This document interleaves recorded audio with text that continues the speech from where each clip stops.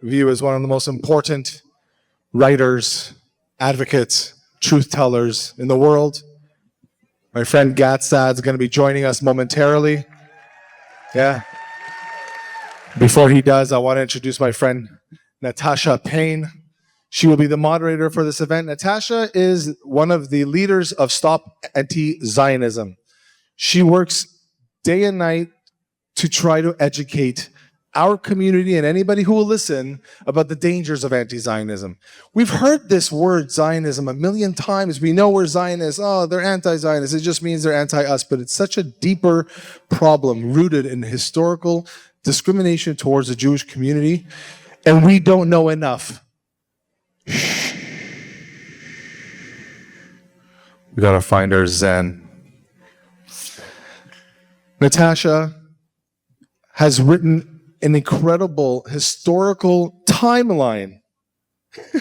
You gotta see this thing. A timeline of every single thing that happened in Jewish history. It's phenomenal. She's also now working and has worked on with her partner Nayelect on a delegation, on a designation, on a, what is it called now? Declaration. Designation. A declaration that is very important that a lot of the organizations have signed and that's starting to become more and more popular. This is the next era of anti-Semitism. I've said this before. Ladies and gentlemen, please welcome our moderator, Natasha Payne. Is that okay?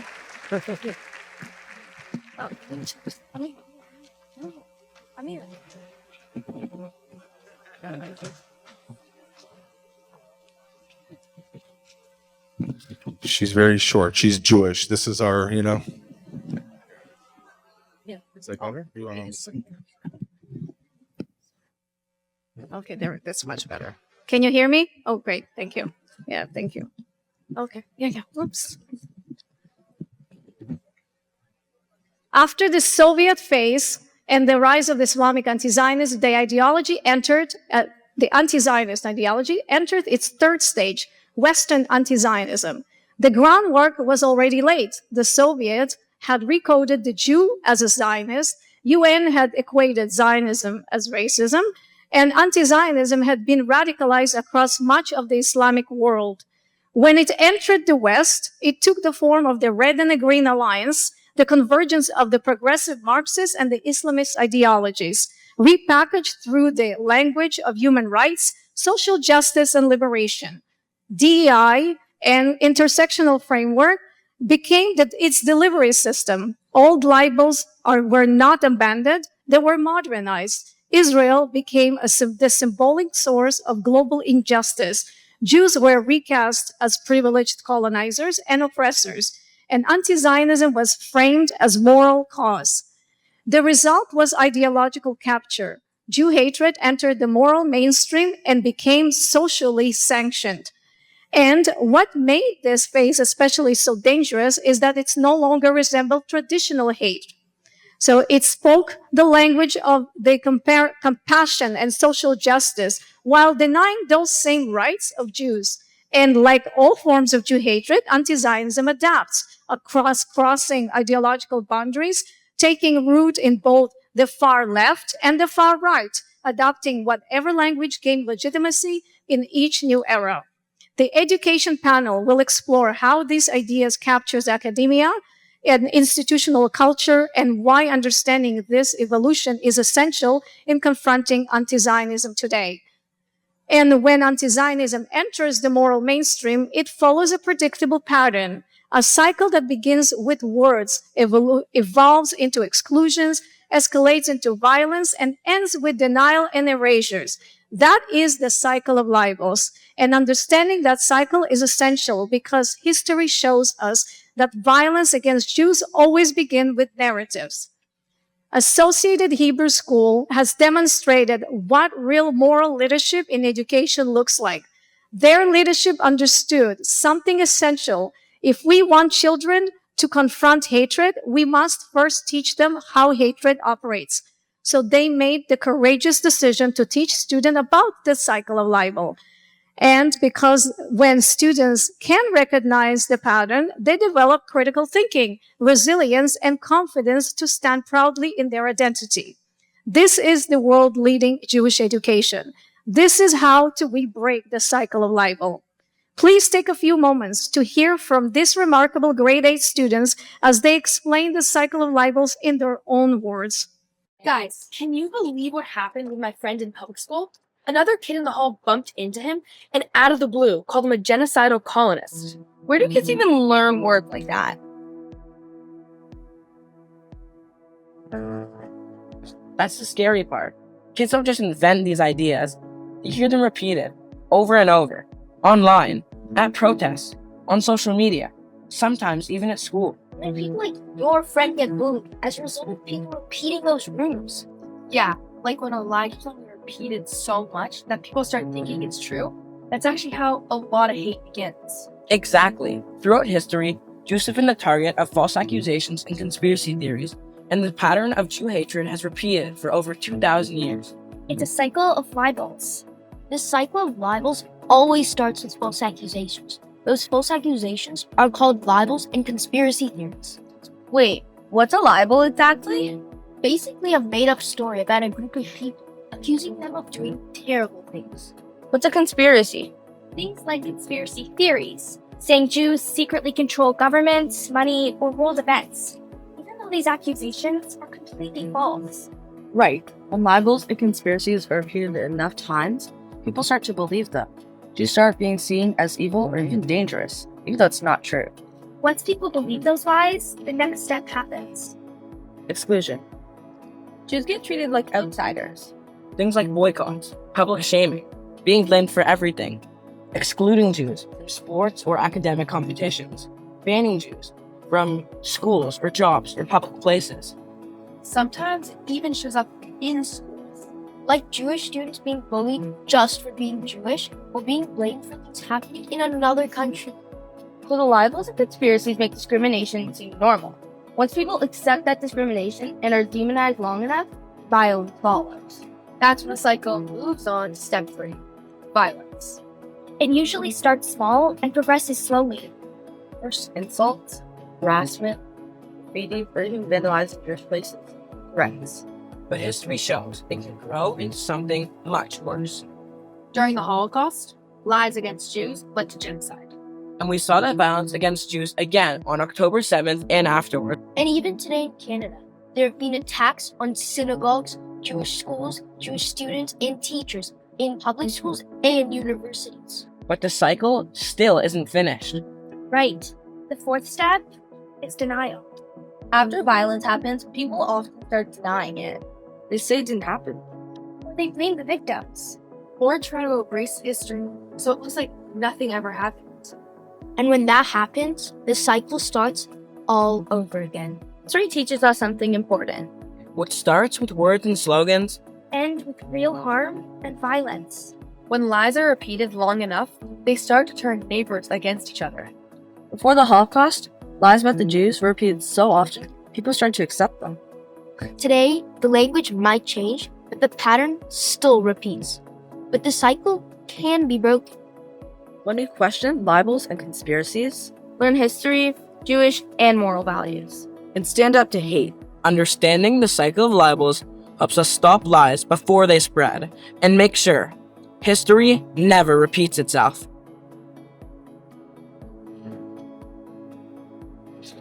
AHS works continuously with growing minds to situate them deeply in Jewish identity. Our students take pride in the fact that each one of them is a member of an exclusive club, the Jewish people. Welcome to Anti-Zionism in Educational Panel, the battle for academic integrity. Our panel will begin with Dr. Gad Saad, who is the author of Suicidal Empathy. Dr. Gad Saad is an evolutionary psychologist, professor at Concordia University's John Molson School of Business, and best-selling author of The Parasitic Mind and The Sad Truth About Happiness. A fierce defender of reason and free expression, he hosts the Sad Truth podcast and is a prominent cultural and political commentator. His forthcoming book, Suicidal Empathy, Dying to Be Kind, examines the dangers of ideology-driven empathy. Please join me in welcoming Dr. Gad Saad, the World Symposium. And it's truly an honor and a privilege to have you with us today.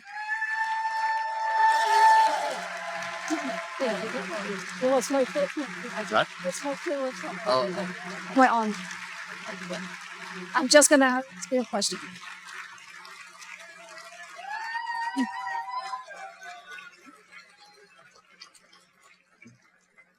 It's my honor to have him here. Dr. Gad Saad will present how anti-Zionism captured educational institutions through Western suicidal empathy. Yes. Hi, everyone. Thank you all for being here. My remarks, I only have about 15 or so minutes. It won't be strictly about education, but rather about what anti-Zionism is as a most recent manifestation of Jew hatred. And so I'd like to begin with I'm very big on analogies, especially from biology. So let me compare Jew hatred to the immune system, the human immune system. So the human immune system did not evolve to only kill a specific set of pathogens. Because if it only evolved to only tackle pathogen P1, P2, and P3, once the pathogen mutates, which it's very good at doing, then you would be screwed. Because if there are no degrees of freedom in your immune system, you can't build up a response to a new pathogen. And therefore, the immune system has evolved adaptability as an adaptation, as an evolutionary adaptation.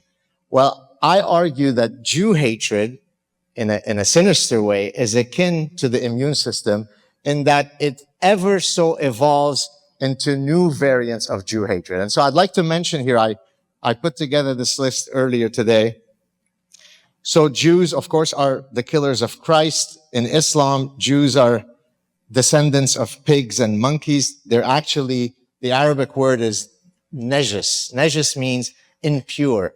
So the Jew is like urine, is like vomit, is like feces. They are impure. So that's from Islamic canons. Of course, we've got the blood libel. Jews make, matzah ball soup and so on with the goy's blood. Protocols of the learned elders of Zion. There's world domination of Jews. That's how we parasitize the world. Jews have no singular loyalty to the host nation. They have dual loyalty. Hitler said that Jews are literally a disease on the body politic of the Aryan nation. They are vermin and parasites. We now have the great replacement theory. Jews are the ones who control all of Western immigration. Some of you may have heard me mention that when I put up a clip on social media showing the names of all of the rapists in Britain, over 250,000 British white girls have been raped over the past 30 plus years all over England by Muslims, typically Pakistani Muslims. The response that I get is, what's your point? That's caused because of Jews. I said, how is it that it's Jews that are to blame for Muhammad gang raping your daughter? And the answer is, who let them in, Jew? So even when 3 Muhammads gang rape your daughter, it's Mordechai who's to blame. Of course, Jews also spread the bubonic plague, right? The Black Death in Europe. Jews spread COVID and also profiteered from the COVID vaccine. So on both ends, we were diabolical. Now, this one you may not know, although I have mentioned it recently on several shows. In 2010, there was several attacks by sharks in Sharm el-Sheikh, which is a resort town in the Red Sea in Egypt.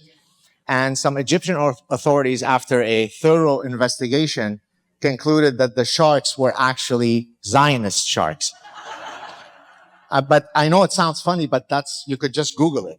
And so, because one of the ways by which Israel can attack their neighbors is by damaging them economically. And of course, the way you do that in this case is to make it scary for tourists to swim in that, resort town. And so even the sharks are Zionist pigs. The Frankfurt School, I don't know if any of you know what the Frankfurt School is. Many of the parasitic ideas that I discussed in one of my earlier books, postmodernism, cultural relativism, and so on, unfortunately, some of them were actually promulgated by Jewish professors, and therefore, all of the world's ills that we're seeing today are due to the Jews. Communism, we have Karl Marx, a Jew, and so it becomes very, very easy to always connect the dots to the evil, diabolical Jew. Now, anti-Zionism is simply the latest mutated form of a long-standing Jew-hating virus. And so, again, you see the analogy with the immune system, how it mutates. Now, last Monday, actually, almost a week ago, I appeared for the 12th time on Joe Rogan's show. I don't know if many of you have had a chance to go and listen to it. When you go on Joe's show, you never really know what you're going to talk about. You could end up talking about, mating behavior of Sasquatch. I mean, literally. It's a very organic, free-flowing conversation. But I had, of course, hoped that we would spend quite a bit of time discussing my latest book, Suicidal Empathy. Can I engage in a tiny bit of gloating? #1 in Canada across all books.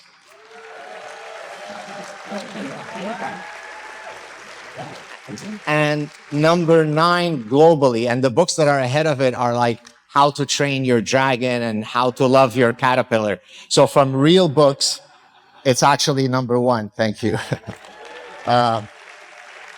But despite the fact that it's #1 in Canada, apparently my home university is not very distressed at the fact that, dare I say, their most illustrious professor is now moving to the United States. That gives you a sense of how different two entities can view the same stimulus, in this case, me. The United States says, we want you here to be on our team. Canada says, get out, Jew. Probably not a good thing. Okay, so then I wanted to talk a bit about suicidal empathy for those of you who may not be familiar with it, and I'll try to link it to some issues relating to anti-Zionism.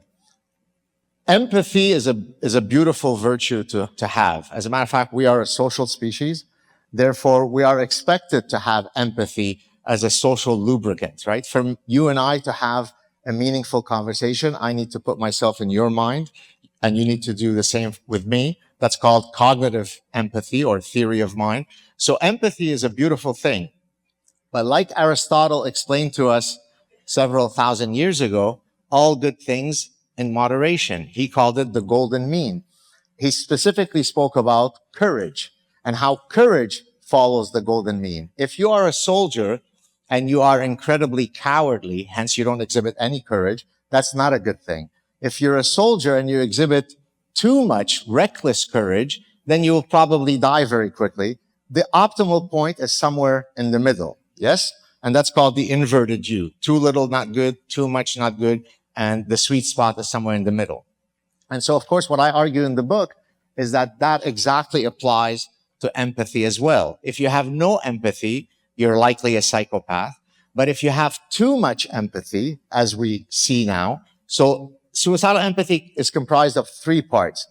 It hyperactivates, it hyperfires, it is invoked in the wrong situation, and it targets the wrong targets. So Guatemalan illegal immigrants deserve more empathy than American vets. Repeat felons deserve more empathy than their victims. Rapists deserve, especially if they're rapists of color, then we really have to be empathetic. And the reason for that is because that rapist was born into a white supremacist society. So he's already been marginalized. He's already been punished. So for you to be so mean and non-empathetic as to now put him in prison simply is not kind. Try to be kinder, right? And so what I do in the book is I go through many, many of these examples. But now let's link it to issues related to Israel. And I'd like to here mention some of the worst anti-Zionists, the most execrable of all anti-Zionists. Those are Jewish anti-Zionists. And I'd like to talk about them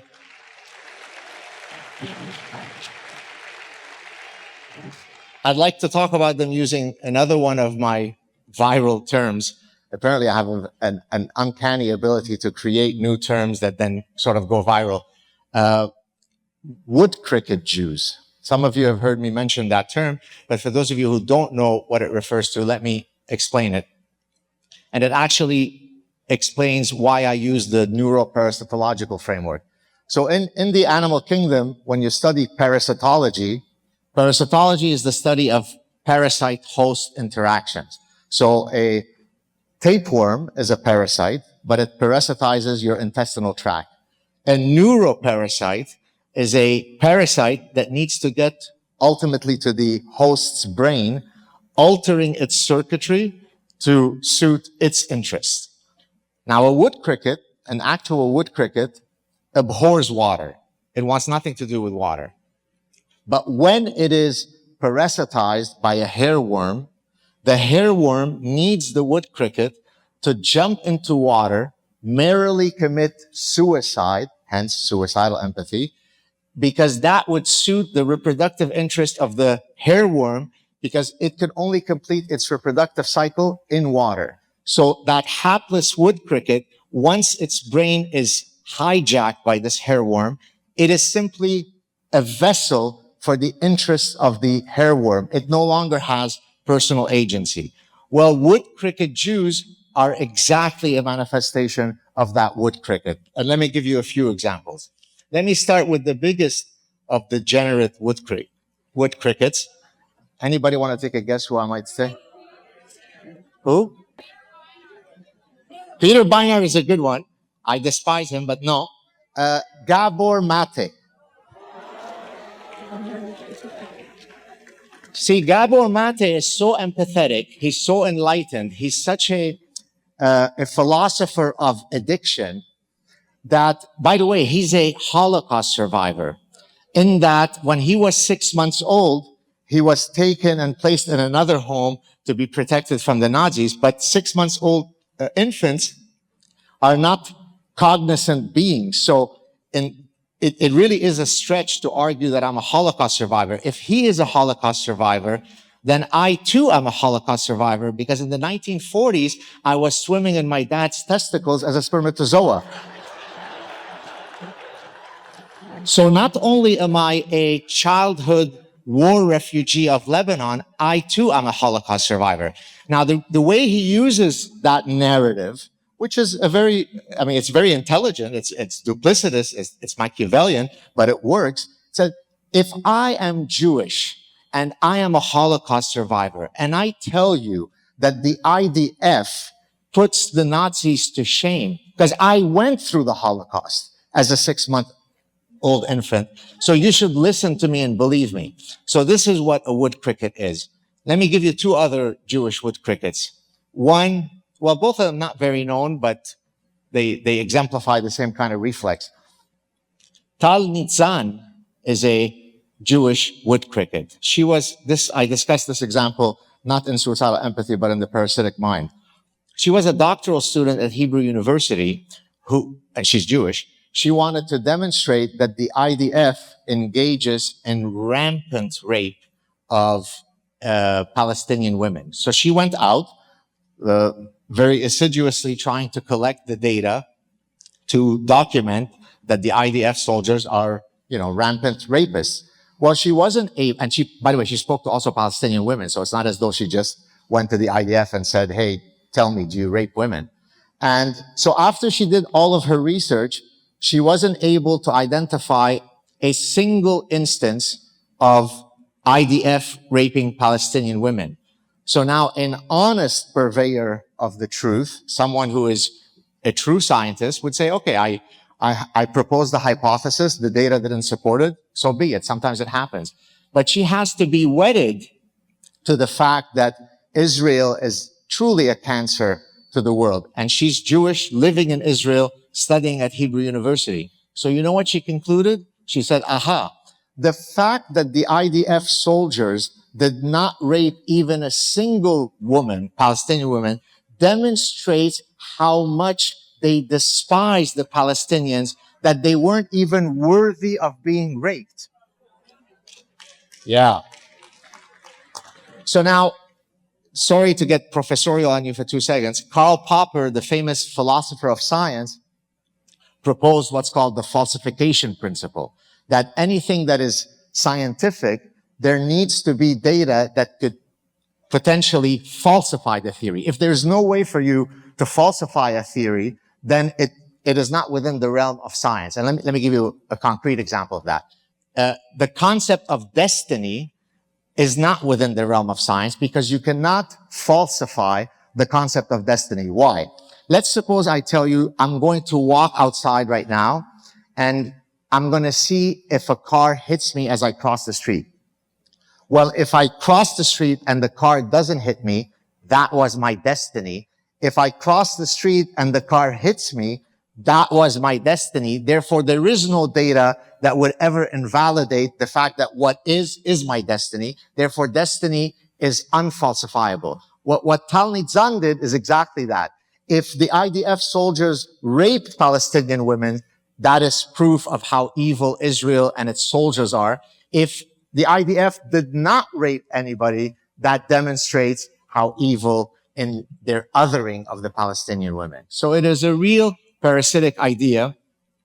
I'm not sure what is the way to solve it, but for those of you in the room, I hope none of you are ever angry at me because I maintain a relationship with Joe Rogan and so on. By the way, nothing upsets me more when Jews write to me angrily when I have to walk around all day long being protected for defending Jewish people. And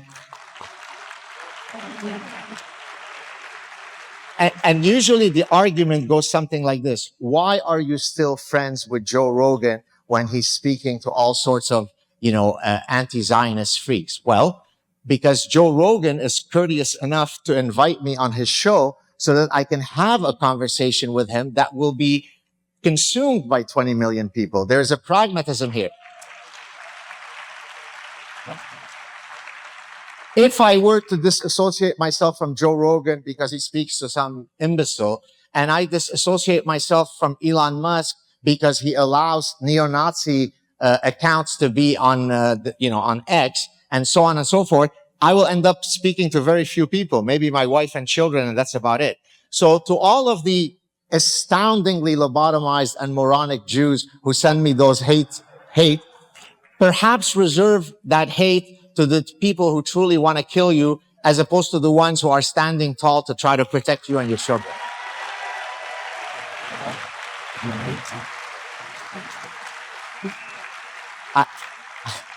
I wasn't planning on finishing on such a dour note, but I'm worried that I might talk too much and then the panelists won't have a chance. So hopefully I can continue some of this discussion with the panelists. Thank you all for coming, and cheers.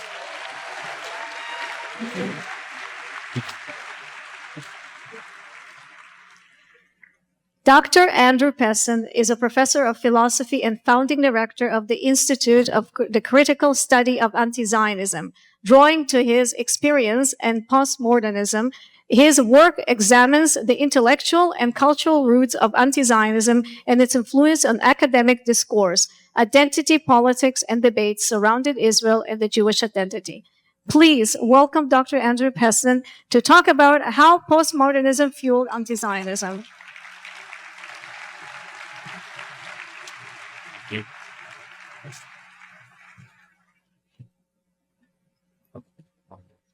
Dr. Brandy Shufutinsky is a director of the program on education of national security at the Foundation of Defense of Democracies, FDD, where she examines the intersection of education, national security, and the ideological threats, including anti-Semitism and extremism. Please welcome Dr. Brandy Shufutinsky as she examines how cultural Marxist frameworks helped normalize and institutionalize anti-Zionism within the modern education institutions. Welcome.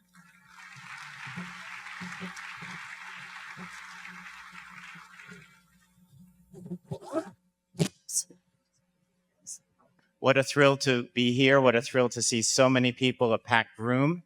What a thrill to see some young people amongst us. Sometimes we don't see that at these sorts of events. I invited two, so I'm responsible for two of them. What a thrill to share a stage with this illustrious panel. It is just wonderful to be here, and what an impossible act to follow. So I'll be brief. My name's Andrew Pessin. I think the most important thing you need to know about me is that I have founded the Institute for the Critical Study of Anti-Zionism, recognizing that the core of the problem ultimately is the academy, the university. It's this ideology that has been cooked up in the universities. Multiple generations of students have been gone through the universities being indoctrinated. They spill out into the streets. They become mamdanis, etc.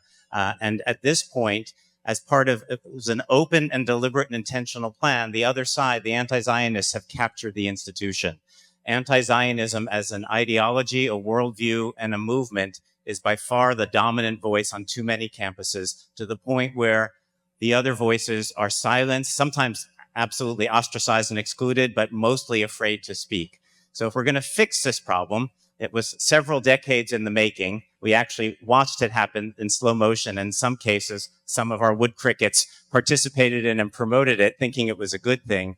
If we're going to fix the problem, this is a long game. This is a long-term game. And the way to do it, or at least one way to do it, is surprisingly something that we collectively, and by we, I mean Jews, Zionists, and all sane, decent people, we actually haven't done over the last 20 years. We've been aware of the problem. All sorts of valuable things have been done, but what hasn't been done is a collective organized effort to dismantle the ideology which is producing the Jew hatred.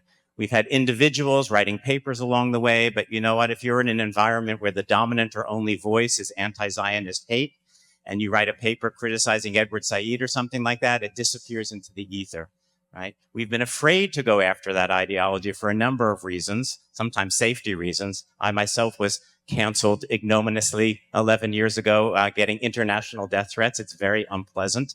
But we've been afraid because the other side has managed in this complex stew of ideologies to capture the name anti-racism or the label of anti-racism for this set of ideologies that I prefer to call anti-Zionism.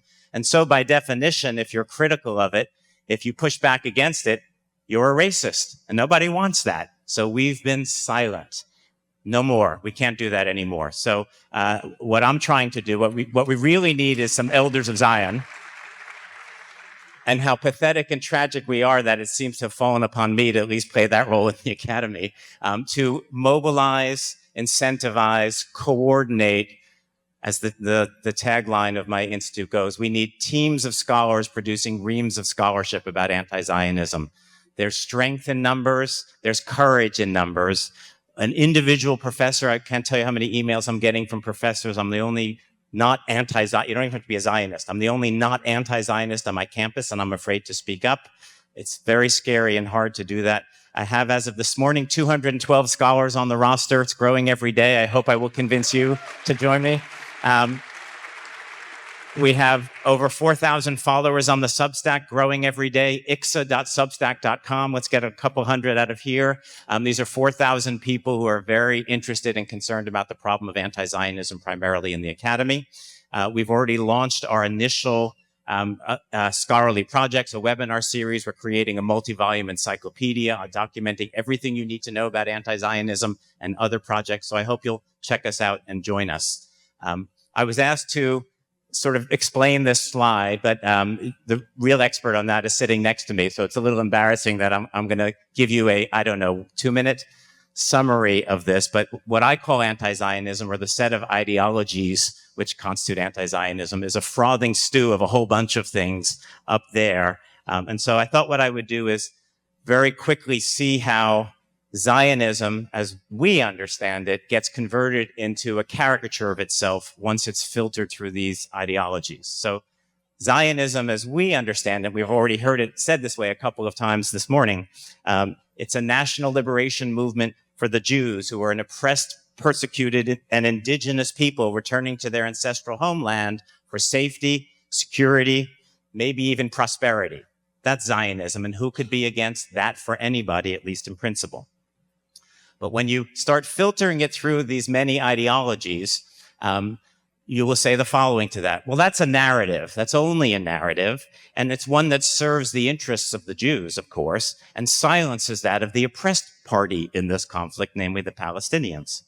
And in fact, from the general left perspective, it's as coarse as this. Jews are associated with money, and therefore with capitalism, and therefore with the West.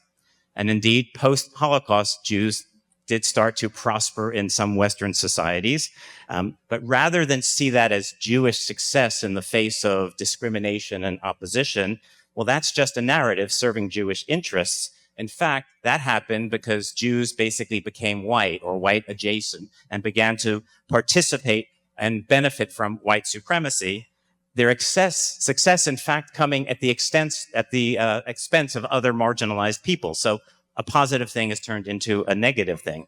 And so now Jews are, if you're following this, white Western capitalists, which means they cannot be conceived of as oppressed, which combined with the fact that capitalism is the root of imperialism and colonialism, means that Jews cannot be conceived of as indigenous to some ancestral homeland in the Middle East. White Western capitalists can only be conceived as colonialists in the Middle East, and voila.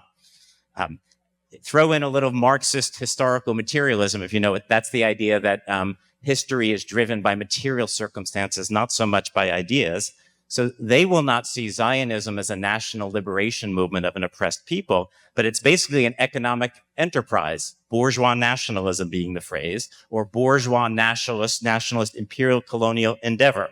So Zionism is no different from and intimately linked with Western European settler colonialism.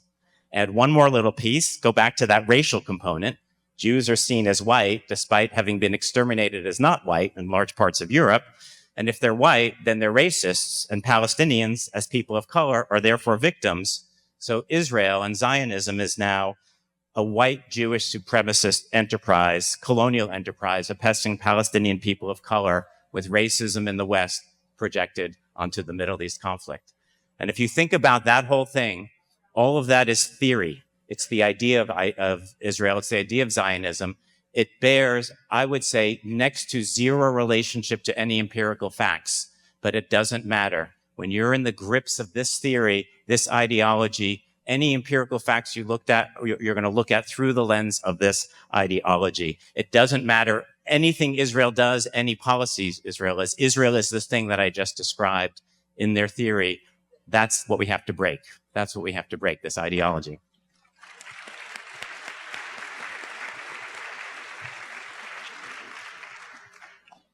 Thank you. Good afternoon, everyone. It's really an honor to be here and be on this panel. I want to talk to you about this image that you see behind you, Pedagogy of the Oppressed by Paulo Freire. Most of my work is focused on K through 12 education and the intersection of education and national security. And I'm going to get to that in a minute, but I want to talk a little bit about this book first. This book is a Bible in many colleges of education departments, at least in the United States. And what the theory holds that it preaches is that those who have achieved real or perceived success only achieve that through ill-gotten gain. So through the exploitation of others or goods. And those who haven't achieved success didn't do so because they were exploited or held down or oppressed by the oppressor. And I bring this up and how it relates to national security because that theory is at the crux of the Marxification of education. That's part of what the foundation being built in our K through 12 schools is bringing. So when we talk about programs like DEI, diversity, equity, and inclusion, or sometimes SEL, social emotional learning, many times how those programs are actually implemented on the K through 12 campus is based on this theory, which really creates a binary that is rigid and unbreakable. When school children, kindergarten through 12th grade, are taught through that lens, what it does is it eliminates the opportunity, the possibility for individual success. So it eliminates the things that Western civilization has been founded on: meritocracy, the respect for the individual, striving for excellence, liberties, freedoms. That's what we're seeing happen in the K through 12 space. Now, there have been conversations about what's happening in the academy and higher education. And the bridge between those two is actually pretty short. So if you think about everything that you spoke about, Andrew, all of the things that you spoke about, God, what's happening in the academy, well, that includes future teachers, future educators, administrators, they're all sitting in that stew of all of the theories that are pushing this ideology. And how that relates to anti-Zionism is really that Israel takes the form of all of the things that pedagogy of the oppressed stands against. Israel Zionism represents everything that the oppressed peoples of the world, third worldism, the global south are supposed to stand against.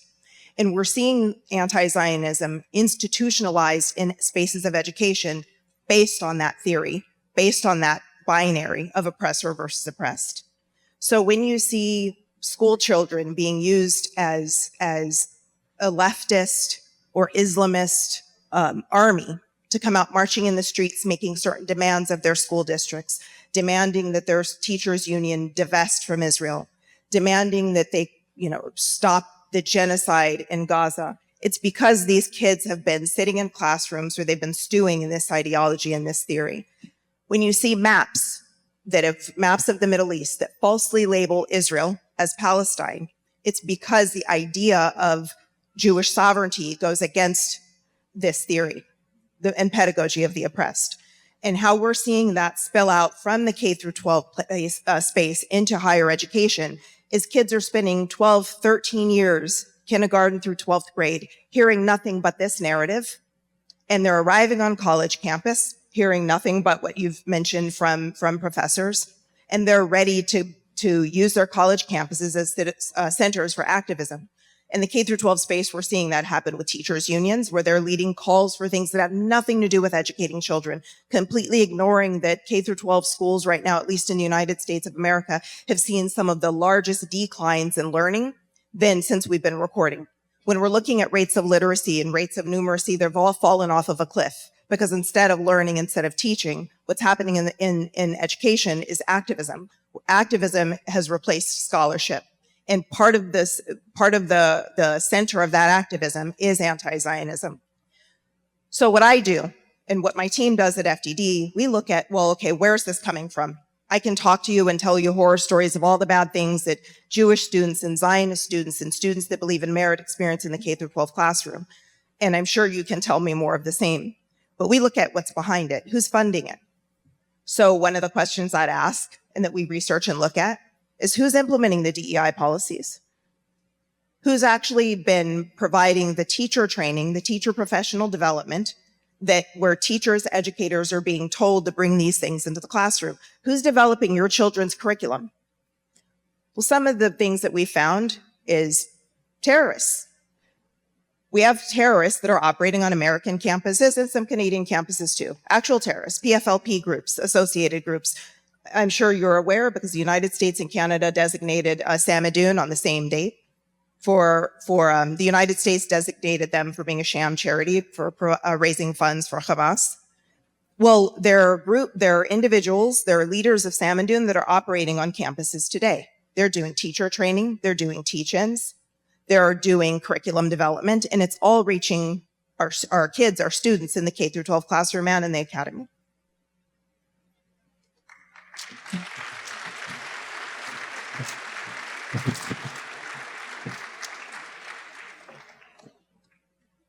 Nine.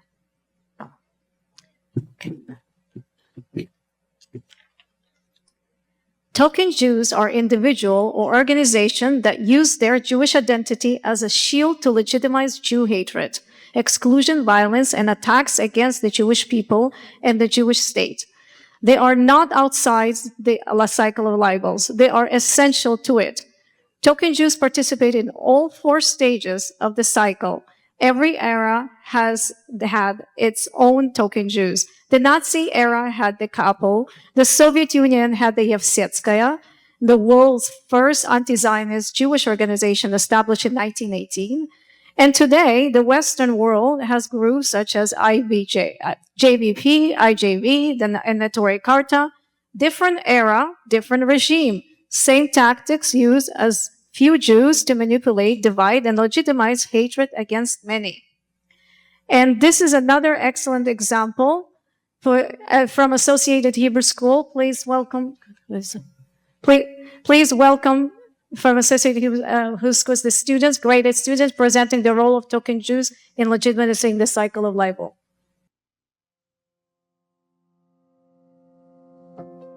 I saw someone on the news saying that they were protesting against Israel as a Jew. There was a whole interview with them, and they kept pointing out how they were a part of a Jewish group. It all felt really weird. Sometimes people use one person from a specific group to justify attacking the rest of the group. Yeah, I've seen that too. It's called tokenization. A token is when someone's identity is used like a stamp of approval. For example, someone might say, see, even that Jew agrees that attacking or blaming other Jews is okay. But one person never speaks for an entire community. JBP, IJB, Neturei Karta. There's always going to be people willing to lend their voices and identities to hate, but that doesn't make them right. And it doesn't give them the right to speak on behalf of the rest of us. When people use someone's identity this way, it can make hateful ideas seem more acceptable. It can make people think that the conspiracy or accusation must be true. But repeating those ideas still spreads the same libels and stereotypes. And when those accusations keep spreading, The cycle of libels starts again. Libels leads to exclusion, leads to violence, leads to denial. And that's why understanding how the cycle works is so important. No one person can represent an entire group, and using someone's identity to justify hate only helps the cycle continue. It helps when we're on watch for that kind of rhetoric, and understand that what's being done is just tokenization. When we're armed with knowledge, we can help break that cycle. AHS works continuously with growing minds to situate them deeply in Jewish identity. Our students take pride in the fact that each one of them is a member of an exclusive club, the Jewish people.